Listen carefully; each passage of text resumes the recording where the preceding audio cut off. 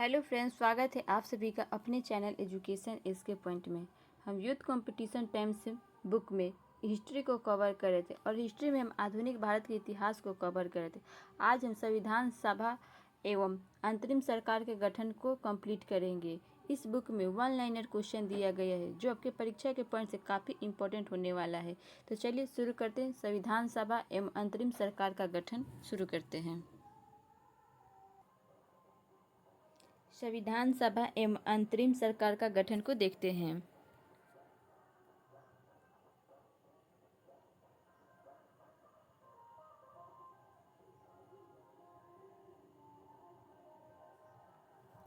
स्वतंत्र भारत के लिए संविधान की रचना हेतु संविधान सभा का विचार सर्वप्रथम किसने प्रस्तुत किया था? तो स्वराज पार्टी ने किया था 1934 में। कांग्रेस पार्टी 1936 में किया था। किसने भारत के लिए संविधान सभा के गठन का विचार दिया था? तो कैबिनेट मिशन योजना ने दिया था। संविधान सभा जिसने भारतीय संविधान का निर्माण किया का गठन किस आधार पर किया गया था? तो कैबिनेट मिशन प्लान के अंतर्गत किया गया था।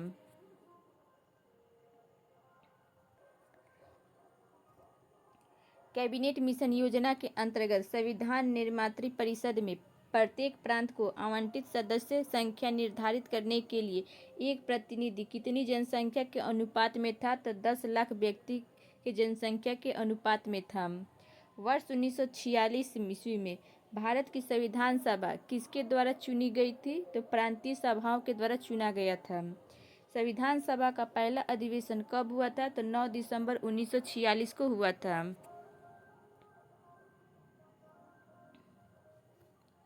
संविधान सभा के अस्थायी अंतरिम अध्यक्ष कौन थे? तो सच्चिदानंद सिन्हा थे।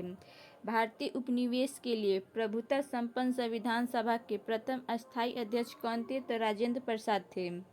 भारतीय संविधान की पांडुलेखन समिति का अध्यक्ष कौन था? तो BR अम्बेडकर थे।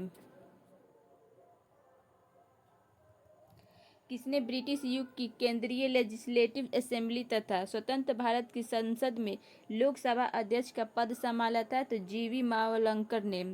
वह कौन प्रथम कांग्रेस नेता था जिसने सलाह दी कि देवनागरी में लिखी हिंदी भारत की राष्ट्रभाषा होनी चाहिए? तो महात्मा गांधी ने कहा था।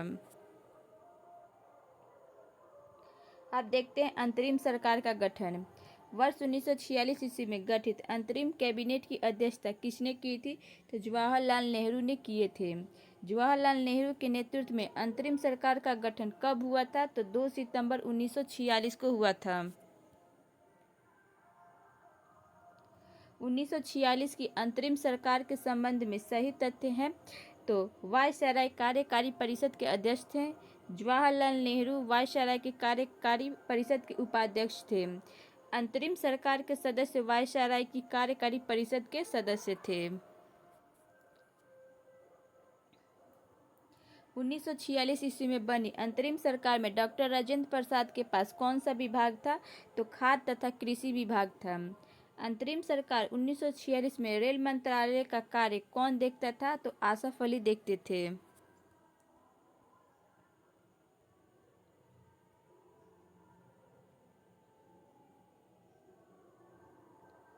लॉर्ड वेवेल के प्रयास से अंतरिम सरकार में मुस्लिम लीग के कितने सदस्य शामिल हुए थे? तो 5 सदस्य शामिल हुए थे 26 अक्टूबर 1946 को। जब 1946 में भारतीय मुस्लिम लीग को अंतरिम सरकार में सम्मिलित किया गया था तब लियाकत अली खां को कौन सा विभाग दिया गया था? तो वित्त विभाग दिया गया था।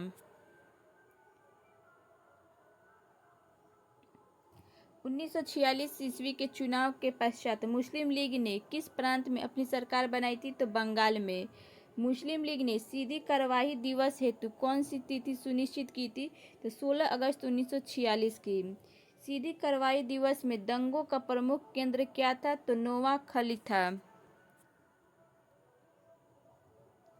वे चाहे खुद को मुसलमान, हिंदू या कुछ भी और बताते हो, जब वे बर्बर होकर निर्मम हत्याएं करते हैं तो उसे असहाय भाव से देखने की जगह मैं सर्वशक्तिमान से प्रार्थना करूंगा कि वह मुझे इस दुख भरी दुनिया से ले जाए। ये पंक्ति किसकी है? तो MK गांधी की है। अभिरक्षण की मांग करने वाले मुसलमान मूर्ख तथा इसे अस्वीकार करने वाले उनसे ज़्यादा मूर्ख है। यह कथन किसका है? तो अब्दुल कलाम आज़ाद का है। हम बहुत बड़ी भूल करेंगे यदि हम बिहार की जनता और उनके मंत्रिमंडल को लीग के नेताओं के हिंसक और असभ्य आक्रमणों के आगे आरक्षित छोड़ देंगे। वर्ष 1946 ईस्वी में यह बात किसने की थी? तो सरदार पटेल ने किए थे, मुस्लिम दंगों पर किए थे।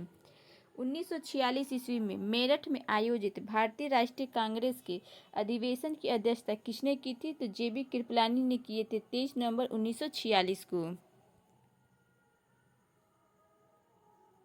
अब देखते हैं भारत का विभाजन एवं स्वतंत्रता। देखते हैं भारत के विभाजन को टालने का अंतरिम अवसर कब समाप्त हो गया था? तो कैबिनेट मिशन को अस्वीकार करने के साथ ही मुस्लिम लीग 19 जुलाई 1946 को हुआ था।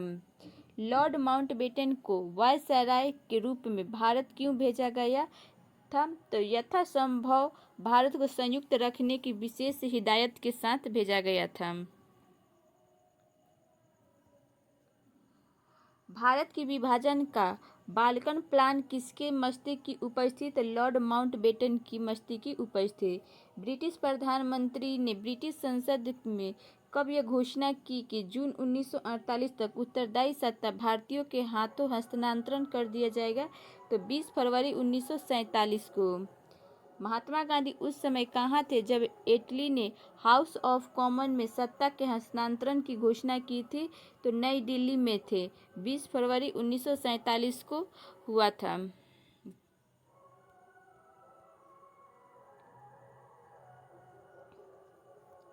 उन्नीस में भारतीय राष्ट्रीय कांग्रेस देश के विभाजन के लिए मुख्य रूप से इसलिए सहमत हुई क्योंकि वे बड़े पैमाने पर संभावित सांप्रदायिक दंगों को बचाना चाहते थे। भारत में विभाजन के विकल्प के रूप में गांधी जी ने माउंटबेटन को सुझाया था कि वे जिन्ना को सरकार बनाने के लिए आमंत्रित करें।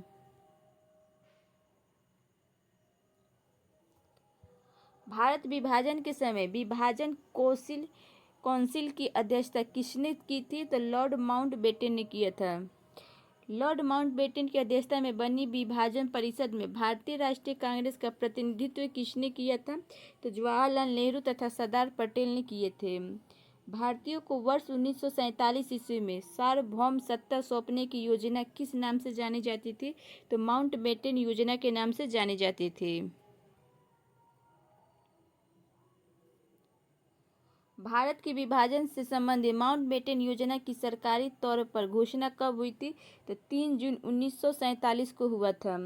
माउंटबेटन योजना 3 जून 1947 ने किन प्रांतों में लोक निर्यात संतुष्टि की थी? तो सिंधु, बलूचिस्तान तथा उत्तर पश्चिमी सीमा प्रांत में किया था। नई दिल्ली में वर्ष 1947 ईस्वी में आयोजित अखिल भारतीय कांग्रेस समिति की बैठक में किसने विभाजन के प्रस्ताव का समर्थन किया था? तो अब्दुल कलाम आज़ाद ने किए थे, नेहरू तथा पटेल ने।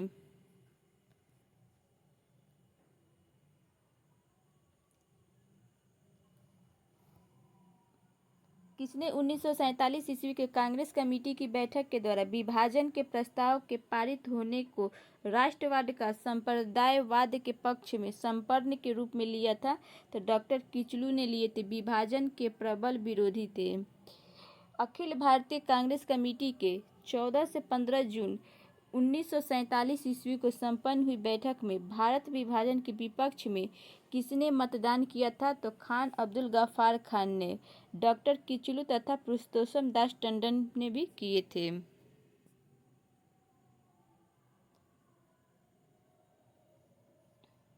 15 जून 1947 ईस्वी को कांग्रेस के दिल्ली अधिवेशन में भारत के विभाजन का प्रस्ताव स्वीकृत हुआ था। इस अधिवेशन के अध्यक्ष कौन थे? तो आचार्य जेबी कृपलानी थे। रेड क्लिफ समिति किस लिए नियुक्त की गई थी? तो भारत और पाकिस्तान के बीच सीमाओं को निर्धारित करने के लिए किया गया था, 30 जून 1947 को।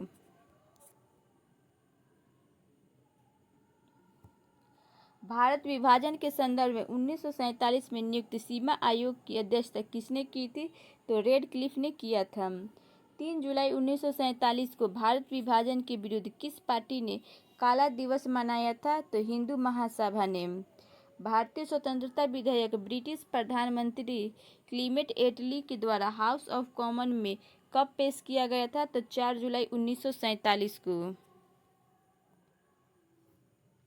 भारतीय स्वतंत्रता विधेयक हाउस ऑफ कॉमन द्वारा कब पारित किया गया था? तो 15 जुलाई 1947 को।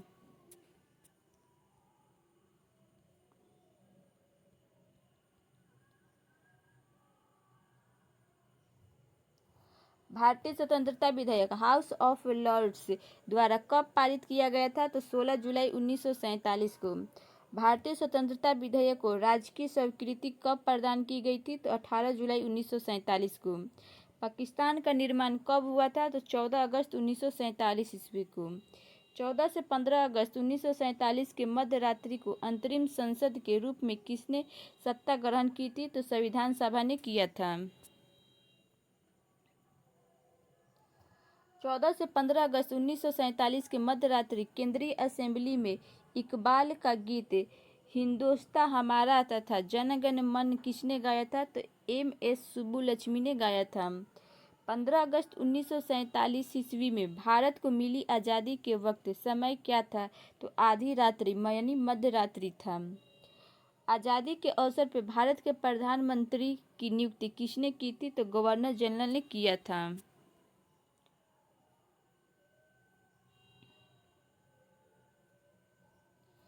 स्वतंत्र भारत के प्रथम गवर्नर जनरल कौन थे?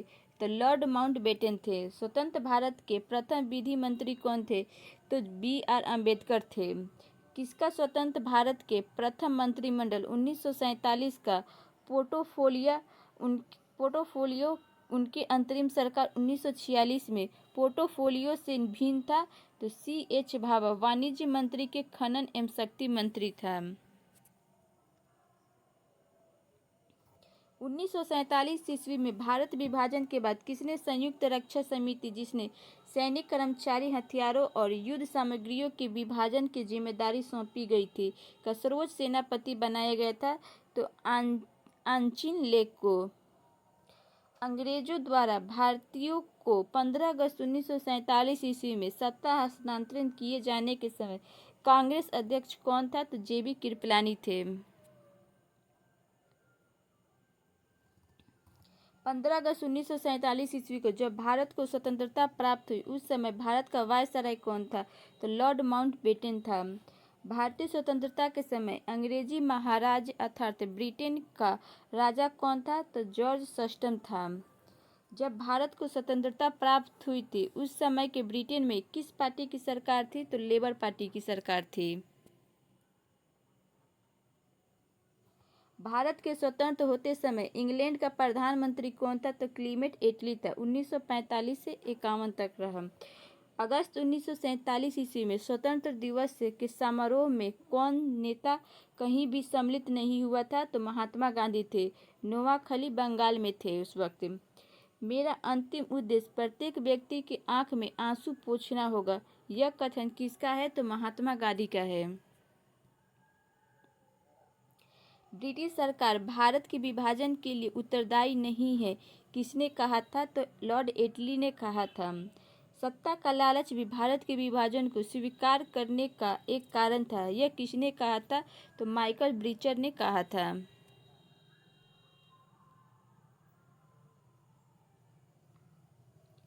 किसने कहा कि ब्रिटिश शासन की सबसे अधिक महत्वपूर्ण उपलब्धि भारत का एकीकरण था? तो के.एम. पनिकर ने। भारतीय राष्ट्रवाद ब्रिटिश राज का शिशु था, यह कथन किसका है? तो आर. कुपलैंड का है। माउंटबेटन के जाने के पश्चात किसने गवर्नर जनरल के रूप में कार्य किया था? तो सी राजगोपालाचारी 1948 से 1950 ईस्वी तक। स्वतंत्र भारत के पहले भारतीय गवर्नर थे? तो सी राजगोपालाचारी थे। स्वतंत्र भारत के अंतिम गवर्नर कौन जनरल थे? तो सी राजगोपालाचारी थे।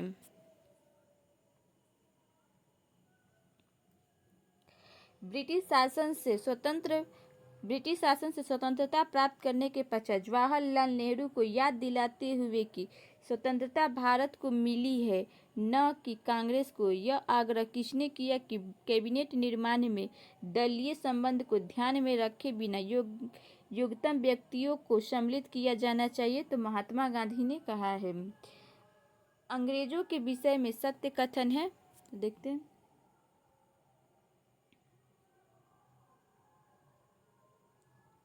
तो अंग्रेजों ने भारत को 1947 ईस्वी में स्वतंत्रता प्रदान कर दी और अंग्रेजों द्वितीय विश्व युद्ध में निर्बल हो चुके थे।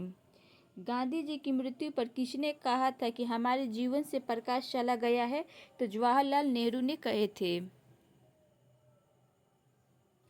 भारत में 15 अगस्त 1947 ईस्वी के पश्चात भी किस औपनिवेशिक शक्ति के विरुद्ध स्वाधीनता संघर्ष जारी रखना पड़ा था? तो पुर्तगीज के। 15 अगस्त 1947 ईस्वी के बाद भारत का कौन सा भाग पुर्तगाल के अधीन बना रहा था? तो गोवा। भारत विभाजन के लिए मोहम्मद अली जिन्ना को सर्वाधिक उत्तरदायी किसने ठहराया था? तो लॉर्ड माउंटबेटन ने। संविधान को 26 जनवरी के दिन लागू करने का निर्णय इसलिए किया गया क्योंकि कांग्रेस ने इस तिथि को 1930 ईस्वी में स्वतंत्रता दिवस के रूप में मनाया था। भारत कब एक संप्रभु गणराज्य बना था? तो 26 जनवरी 1950 को। अब देखते हैं स्वतंत्र भारत का इतिहास को।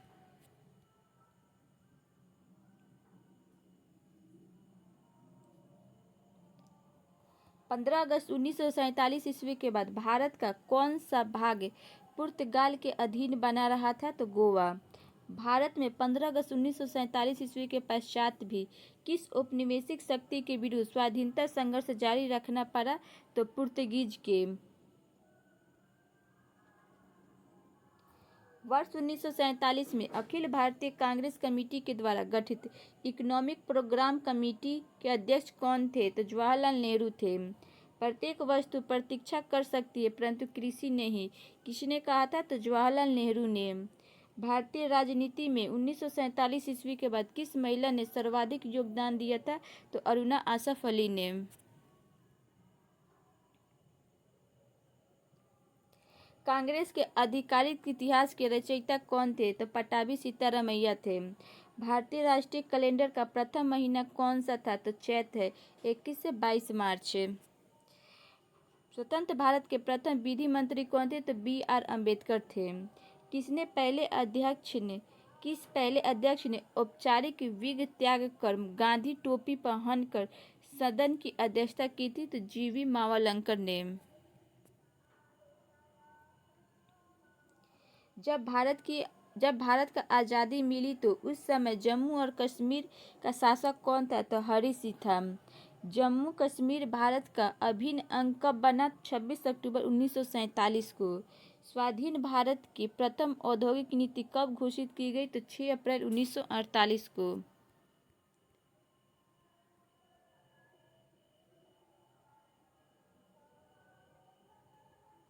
1948 ईस्वी में स्थापित हिंद मजदूर सभा के संस्थापक थे? तो अध्यक्ष थे रामचंद्र शाखाराम रुईकर। उपाध्यक्ष थे TS रामानुजम। महासचिव अशोक मेहता और सचिव GG मेहता और VS माथुर थे।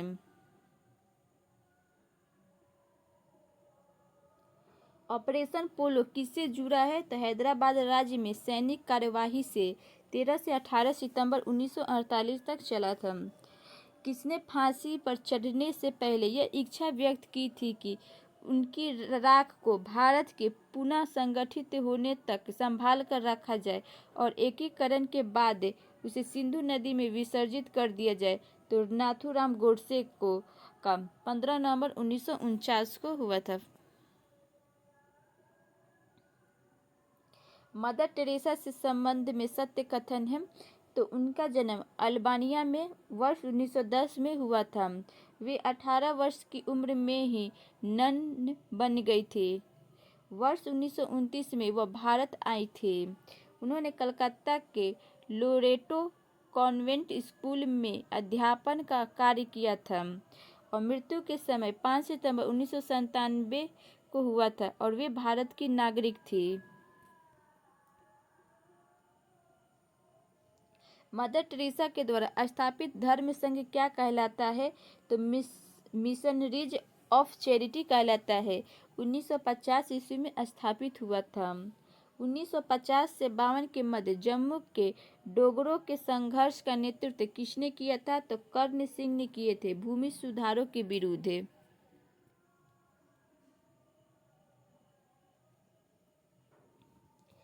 किसान मजदूर पार्टी एवं सोशलिस्ट पार्टी के संदर्भ में सत्य कथन है। तो वर्ष 1951 में जेबी कृपलानी ने किसान मजदूर प्रजा पार्टी का गठन किया था। पीसी घोष एवं टी प्रकाशम किसान मजदूर प्रजा पार्टी के सदस्य थे।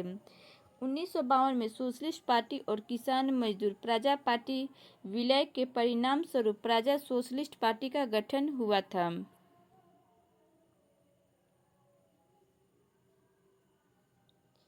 भारतीय संविधान का सर्वप्रथम संशोधन कब हुआ था?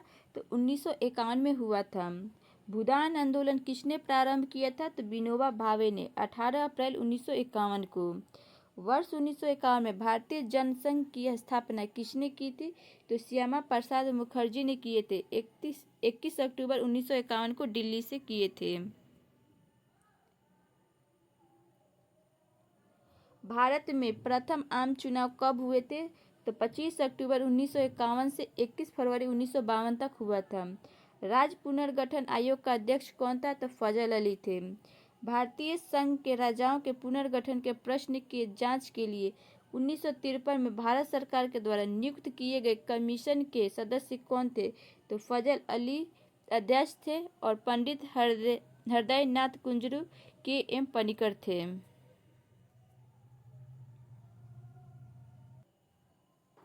एयर इंडिया का राष्ट्रीयकरण कब किया गया और यह राष्ट्रीयकरण का वाहक बन गया था? 1953 में हुआ था। फ्रांसीसी शासन के 1980 वर्ष के बाद 1954 में कौन सा क्षेत्र भारत का केंद्र शासित प्रदेश बन गया था? तो पुदुचेरी, 1 नवंबर 1954 को। भारत का उस समय का सबसे बड़ा bank imperial bank of India, जिसका नाम बदलकर भारतीय स्टेट बैंक कब रखा गया था? तो जुलाई 1955 में। किस तिथि को भारतीय संविधान निर्माता डॉक्टर भीमराव अंबेडकर की मृत्यु हुई थी? तो 6 दिसंबर 1956 में। जन्म 14 अप्रैल 1891 में हुआ था। भारत के किस प्रांत में सर्वप्रथम साम्यवादी सरकार की स्थापना की गई थी? तो केरल में 1957 ईस्वी में। National book trust government of India द्वारा कब स्थापित किया गया था? तो 1 अगस्त 1957 को। स्वतंत्रता पूर्व बिहार की वर्चस्वली जाति कौन थी? तो भूमिहार, राजपूत तथा कायस्थ था। किस राज्य का सचिवालय भवन राइस बिल्डिंग के नाम से जाना जाता है? तो पश्चिम बंगाल। निर्माण 1777 का है। भारत और पाकिस्तान के बीच सिंधु जल संधि पर हस्ताक्षर कब किए गए थे? तो 19 सितंबर 1960 को कराची में किया गया था। पुर्तगाली नियंत्रण से गोवा कब स्वतंत्र हुआ था? तो वर्ष 1961 में हुआ था।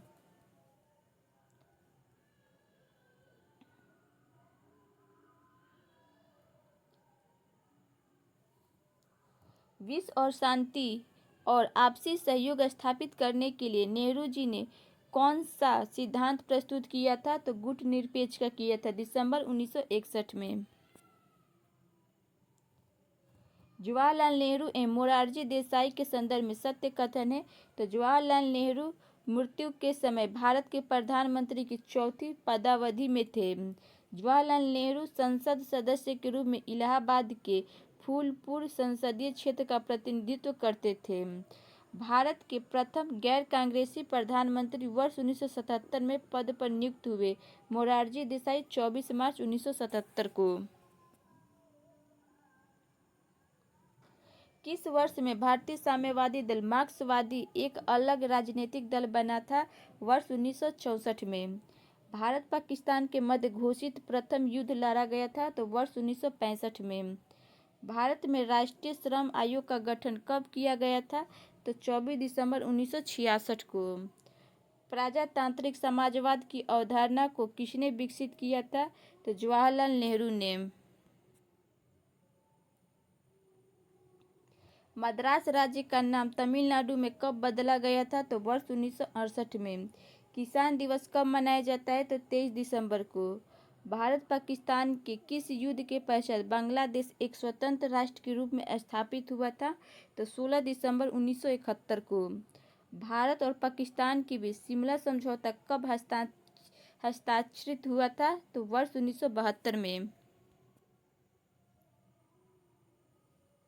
ग्रामीण स्थानीय शासन का पंचायती राज नामांकन किस भारतीय नेता के सुझाव पर परिणाम था? तो M.K. गांधी के।